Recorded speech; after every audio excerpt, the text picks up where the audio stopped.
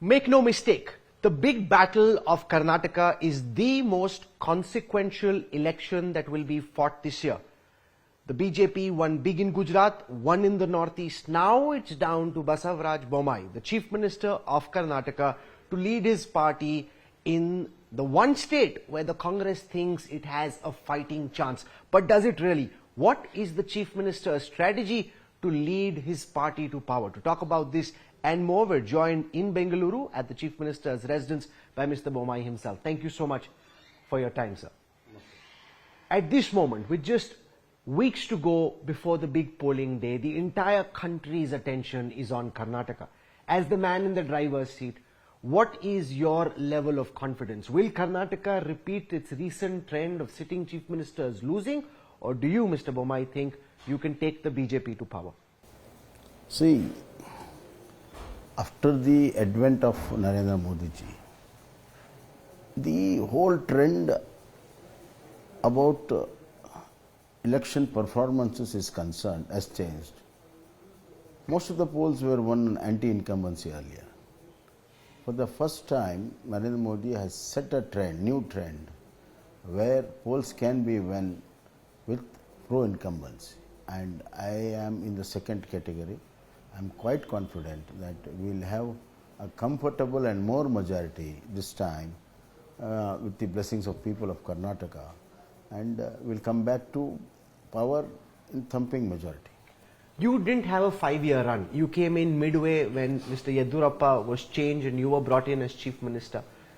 When you look back at this relatively short innings, to what extent do you think, Chief Minister, that you've been able to stamp your authority, leave behind some kind of what you think is the Bommai vision for the state of Karnataka? Right above us is your father's image, former Chief Minister, one of the legendary leaders of the state of Karnataka.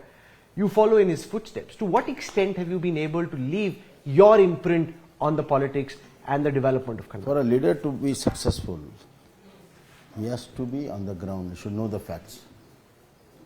I very well knew the day when I was sworn in as Chief Minister. I am not the Chief Minister with a mandate, but I am the Chief Minister to get a mandate. So I started working for it. And we had challenges. We had economic challenges, we had social challenges, we had political challenges. And each one I have met them very boldly, squarely, and I have overcome them. For example, economic challenge. When I took over, we were almost 5,000 to 6,000 crores shortage in our revenue collections. And I could talk to my people, not only recover those 5,000 crores as per our budget targets, we overshot the budget targets by more than 13,000 crores. This year also, we are overshooting the budget targets. This means to say that economy was brought back very quickly on track, and this year we are able to produce a surplus budget. The financial pundits were saying that it will take minimum 6 to 7 years for a surplus budget, but we disproved them, and we have been very successful on economic front. On social front, I have been able to win the confidence of all levels of people, more so the SC, ST and OBCs, because of my programs and my decisions. And now the SC, STs have a lot of confidence with increase in their reservations. Now already the jobs are there as per new reservation policies. It's there to see. And we have taken very, very revolutionary decisions as far as all these three categories are concerned. A new hope, a new ray of hope is there, and they had never seen this type and this side of administration, because Congress had put them in a well, and once in 5 years they used to bring them up, get a vote and put back in the well. Now they are open to the sky for the first time, and they see the change and feel the change and breathe the change. So you started this answer by saying that you know that you didn't have a mandate when you came. How big of a problem has that been for you to try and establish your legitimacy on the Chief Minister's chair? Because you don't come from a hardcore Sangh background, you come from a Janata Dal background, and that's been your family's legacy. this whole idea of being perceived with some suspicion from within, without, and then being given this big opportunity. How much of a challenge was that, sir? See, before I could join BJP, all the BJP leaders knew me very well. We were together during Janata Party times in emergencies, and we have worked together. And especially all the leaders in Karnataka knew my father very well, worked with him, they have also worked with me. So there was no issues which need to be discussed to iron out something. It was a very, very smooth changeover. And secondly, my family has been always anti-Congress, right from day one. So being in another anti-Congress party was the easiest thing for me. And thirdly, even in Sangha, I had a very, very good contacts, and we had been interacting very, very often, and that's how even the Sangha accepted me and I accepted Sangha. So there is a very, very harmonious monolith structure and thinking as far as my relations with party is concerned. I want to use this opportunity to get your thoughts on some of the issues that I've seen in the news recently. I'll start with the Foxconn matter. The chairperson came, met you, you announced, Rajiv Chandrasekhar, the minister at the centre, announced that Foxconn is coming to Bengaluru. Big victory. Foxconn said, we haven't decided. Then Telangana said, boss, they're coming to our park. And then everybody started wondering, is Karnataka lost out again? Have the Vedanta went to Gujarat, is again something has gone wrong. Then you put out a statement saying, no, Foxconn is actually coming, and you released a letter as well from the Foxconn team. What is the current understanding as far as you are concerned? What is Foxconn's plan for Karnataka as you understand it? See, as far as Vedanta is concerned, let me put it clear. They had never had any proposal in Karnataka to set up a semiconductor plant. And therefore, there was no loss. In fact, we have signed a semiconductor plant with our company, and that whole negotiations is going on. They have tied up with HAL and BL, so that part is going on. So there is no loss as far as semiconductors, and we are confident that semiconductor unit will come to Karnataka, because already lot of semiconductor parts have been manufactured here, sub-assemblies have been done here. So it is a natural thing for any semiconductor manufacturer to come here, and we, by our own strength, will see that it comes, and certainly that is one part of it. As far as Foxconn is concerned, Foxconn is one of the most professional company internationally, and they have been tied up with a lot of international companies, including Apple and all those things. They had shown interest, they had been visiting so many times. Then ultimately they saw the land, their chairman came, saw the land, and then they wanted some policy change, we brought in. They saw our policies, they accepted it, and they had their own survey as far as high-tech human manpower and all. And we signed a LOI. Then afterwards some tweet came. Then I was Foxconn is such a professional company. And of course, when we touched them. They confirmed to you when they met you that they would invest in Karnataka? They have signed LOI, no? Then they went back and said, we haven't decided? No, it is one part of this thing, that is a policy matter.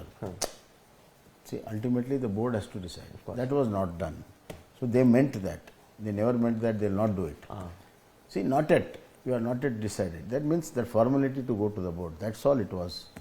Then we sorted it out. Then the CEO himself has put it. But Telangana thinks they are coming to Telangana. No, I don't know what Telangana, what they are going to do, but as far as we are concerned, they have shown a lot of interest. What will they do here? They start manufacturing it mobile phone, then EVs, and then ultimately semiconductors. That's what the chairman has told you, that semiconductors, EVs, mobile phones, all will be manufactured in Karnataka. That's their plan. See, they are going to employ more than 1 lakh of people over the 5 years. So it's a huge plan and long-term plan. But they haven't said, you have said this, 1 lakh number. No, no. They're saying, why opposition, Congress is saying, Arey, Bommai is saying, Foxconn is not saying anything. No. I have released the LOI. In that LOI, both we exchanged. 1 lakh is been mentioned for your kind information. Now, you come from a commerce and industry background. You know, you've been an industrialist. There is this sense that is Karnataka, which is the biggest recipient of foreign direct investment, still the hotshot state for investment in this country? Or is the Karnataka story now jaded and other more aggressive competitors like Telangana, like Gujarat, are they now beginning to pull business away from the one state which was the recipient of the maximum FDI? See, this story is not new. Probably we are not in this profession. In 96, for the first time it broke up. You were a student probably. J.H. Patel was the Chief Minister. Chandrababu Naidu was the Chief Minister of Andhra. The similar claim was done. Then J.H. Patel simply said that our competition is with Silicon Valley. And that remains even today. It will be there for many years to come. For one simple reason is, our strength is the skill, technical, human resources. That is the capital. Therefore, all this IT, BT, what is the capital? The capital is this human resources. So, I met a lot of startup guys in the startup conclave here. So, there was one guy, he is very successful. He has got headquarters in Dubai. He approached me and said, sir, I want a very nice place in Bangalore. I said, you have been very successful in Dubai. Sir, I have been successful in Dubai, but the success is not going to long last because more than 50% of my guys are from Bangalore and they want to come back to Bangalore because other opportunities are here. So, instead of losing them, I want to come back. So, this is the real story. So, while the human infrastructure is fantastic and there is no doubt about it, do you accept that maybe the physical infrastructure hasn't kept pace with the human infrastructure? And what's your plan? The traffic mess of Bangalore, the whole world knows about. My more important question is, if you were to get another chance and to viewers in Bangalore and elsewhere, like SM Krishna had a grand plan for what he would do physically for infrastructure. And what's your plan? Because you are a city boy. What will you do for the city? I am a very old village boy and city boy too. Okay. See, there is a metamorphosis growth as far as IT, BT, startups, what you call new age productions. The Bangalore has been the hotspot. Every day, more than 5,000 businessmen, scientists come into Bangalore airport and go out. We have got 400 niche R&D centers, which no city in the world can boast of, in the world, including Silicon Valley. But having said this, that, see, as far as traffic jam is concerned, you don't see traffic jam in New York. Not so bad. No, This is really bad. You will not experience the right place. People stand for days together. There is traffic jam in London. There is the traffic jam in Shanghai is very famous. Traffic jam in Tokyo. Why? Because there is growth there. People want to come there. People want to stay there. People want to make their livings there. That's how the city infrastructure will always fall short because the demand side is high. So, if Bangalore is growing in such a pace and we have to solve the traffic problem, it's welcome. What's your vision? So, no, I mean, what I meant to say is a sign of growth. Okay, understood. You should think as a sign of growth. ऐसा नहीं कि आपने airport से उतरा और एक दो standard thing देखा तो आपने लिख दिया, ऐसा नहीं होता है. And second thing is, we have got good plans for Bangalore traffic also. I have put such a new commissioner, your chief from here should tell the real story to you. A lot of things have been totally solved here by few management, and now we are coming out with seamless signals, synchronized signals, artificial intelligence signals. So, we are using technology to solve the problem. That is one part of it. As far as my plans, how to take care of this infrastructure of new age industries. We are thinking of having a satellite towns just outside the Bangalore as well as beyond Bangalore. I already declared in my budget that we will have 5 new cities, totally new cities, and we are going to have all the facilities, all the infrastructure, industrialization with great mobility, and especially the cities outskirts of Bangalore will have a high-speed trains, connectivity, and see that they really have a best of the places of manufacturing as well as the best of culture of Bangalore. So there is a great plan going on. Now already we have got a semiconductor park, we have got hardware park, software parks are many. So we are going to launch in a big way, and there is a new airport city which is coming on dedicatedly for this, and we are now planning to have a knowledge city. So a lot of things are on annual. I want to come to that one allegation which is flung most furiously and consistently at your government, which is the charge of corruption. The Congress is looking to make that a big issue. Pay CM, 40% commission, contractors standing up. Are you concerned that this could become one of the dominant issues held against you in this election? Please talk to congressmen themselves. They are worried that this is not sticking up. Not sticking, you think? All the hard campaign what there, it's not sticking up because it is far from truth, and there is no any basis of these allegations. And secondly, it is quite important that a man who alleges should be very clean. Congress, with its hands soaken with corruption in so much and so many charges against them, their leaders are going in and out of jail. That is their credibility. Therefore, all these things, people have seen Congress enough. They are not going to buy this. You can't fool all the people all the time. One BJP MLA, Virupakshapa, his son caught red-handed giving a bribe, money recovered from his residence in cash. The Congress and your opponents say, Chief Minister, that this is proof that the government is corrupt. See, we have given Lokayukta all the powers which was taken away by Congress.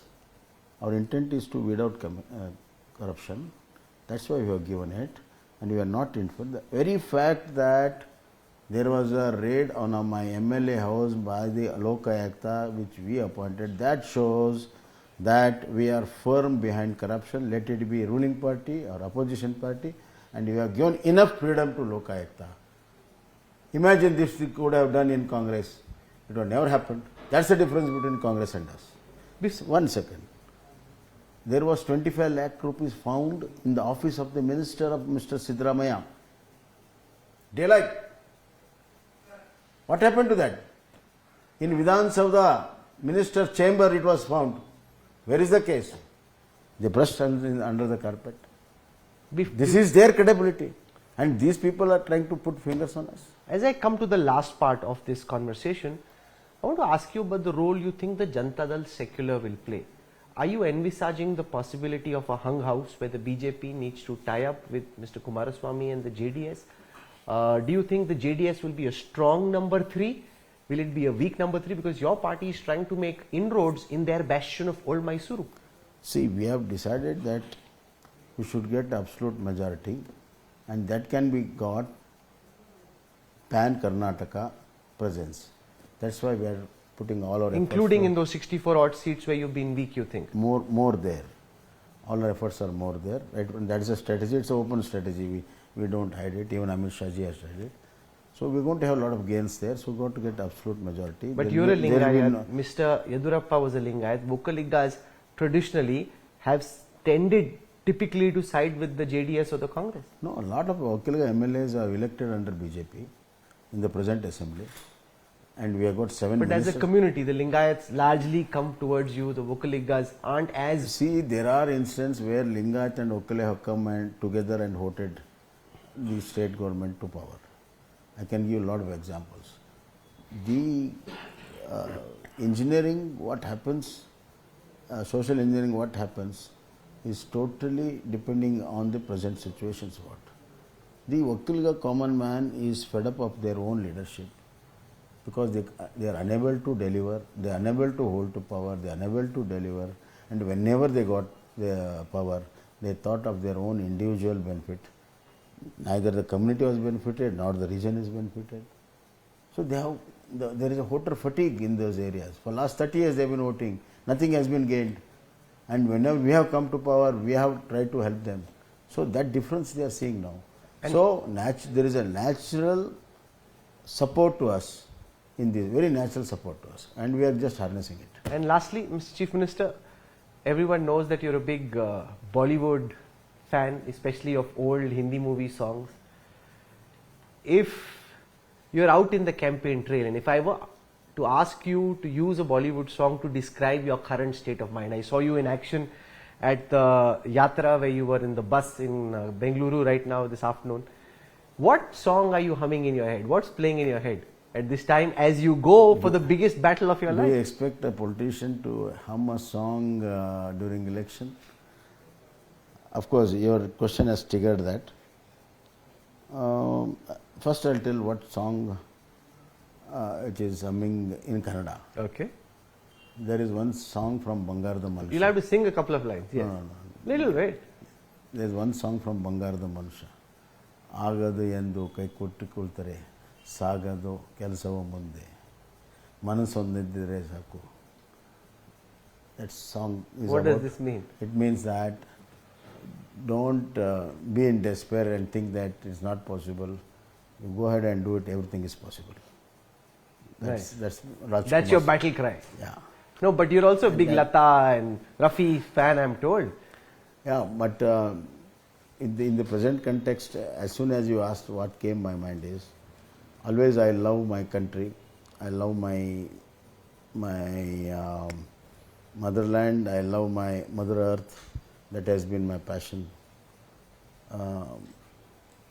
One song which comes is Mere Desh Ki Dharti Sona Ugle Ugle. You should sing a couple of lines.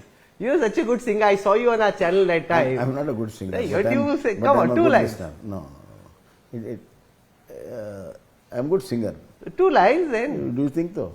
I'm a good listener. You enjoy, see, it doesn't matter whether you're a good singer or not. The important thing is Thank you. enjoy Thank you, Rahul. You have singing. been a great No, friend but of both, mine. no, one second. Before I finish, you gave me both very serious songs. There has to be something to lighten you up. What is it that lightens you up? These are all such serious songs. In one you are fighting, one No, it's not the serious. Desh Ki Dharti is giving you sona. No. Both are inspiring. They are not serious. No, but something to after a long day when you come back. After a long day, you've done your rallies, everybody's left, the media is gone. Then what song is playing in your head? How can I say it now? Come on. So difficult question. All the other politicals were so easy for me. This one, you are just being very guarded and careful and formal. Some song will be playing in your head when you come back. Like that lot of songs which I love, then you will say that this song is not for the occasion. No, whichever, forget the occasion. Whichever, any song can lighten you up. It doesn't have to be for that particular Most of the occasion. songs which I like them are very bold and some are all not a very comedic song. They're all tragedy songs. So Which tragedy song is your favorite? it's okay. Why tragedy song is your favorite? No, that has been my flair right from young. Which one is your favorite? And why tragedy song is song? The singer sings with passion. That's all. You have to He tell puts- me. I'm not stopping till you tell me which No, tragedy song is you are your on favorite. camera. Which Thank you. is why, which is exactly where you should say it. Yeah. But this has been an interesting conversation. I hope for your sake and for your party's sake that there is no tragedy in the elections from your perspective. You're fighting a tough battle like that song that you just told us about. See, if you embrace the difficulties, then we will win over them. That's when the Desh Ki Dharti Ugle Sona. You will win over them. It is like that. So, you should have along your side everything with you, good, bad, everything. Then only you will go ahead. Well, you have a tough few weeks ahead of you. You'll be spinning like a top from early in the morning till late. Is this the toughest battle of your life? Not toughest battle, but one of the greatest responsibilities. I feel so. I am responsible to my people, I am responsible to my leaders, So I have to strive for it. Does it bother you in your head, like whether you will be next CM, not next CM? Is that an issue I'm at not all? really bothered. You are not bothered. Why I'm not really bothered is I never aspired for it, I got it. So only my duty is to bring back my party to power, and I leave all the other details and analysis to the people who want to think about next CM today. Let them go on thinking, but I'll do my job. We wish you all the best. Thank you so much.